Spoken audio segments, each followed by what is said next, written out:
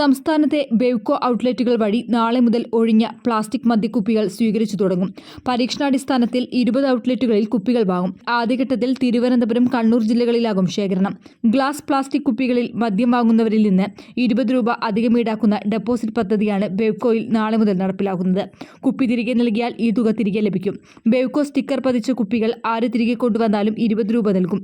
Bevco sticker വ്യക്തമാക്കുന്ന നിലയിലായിരിക്കണം കുപ്പി തിരികെ എത്തിക്കേണ്ടത്. വിജയം കണ്ടാൽ ജനുവരി മുതൽ പ്രാബല്യത്തിൽ. സംസ്ഥാനത്തെ 285 ഔട്ട്ലെറ്റുകളിൽ നടപ്പാക്കും. ആദ്യഘട്ടത്തിൽ പദ്ധതി നടപ്പാക്കുന്ന 20 ഔട്ട്ലെറ്റുകളിൽ 10 എണ്ണം തിരുവനന്തപുരം ജില്ലയിലും 10 എണ്ണം കണ്ണൂർ ജില്ലയിലുമാണ്. പ്ലാസ്റ്റിക് മാലിന്യം ക്ലീൻ കേരള കമ്പനിയാകും ബെവ്കോയിൽ നിന്നും ശേഖരിച്ച് സംസ്കരിക്കുക. പ്ലാസ്റ്റിക് മാലിന്യത്തിന്റെ വ്യാപനം തടയാൻ ലക്ഷ്യമിട്ടാണ് ബെവ്കോ ഔട്ട്ലെറ്റുകൾ വഴി ഒഴിഞ്ഞ പ്ലാസ്റ്റിക് മദ്യക്കുപ്പികൾ ശേഖരിക്കാൻ സർക്കാർ തീരുമാനമെടുത്തത്. കൂടാതെ 800 രൂപയിൽ കൂടുതലുള്ള മദ്യത്തിന് ചില്ലുകുപ്പികൾ മതിയെന്നും തീരുമാനിച്ചിരുന്നു.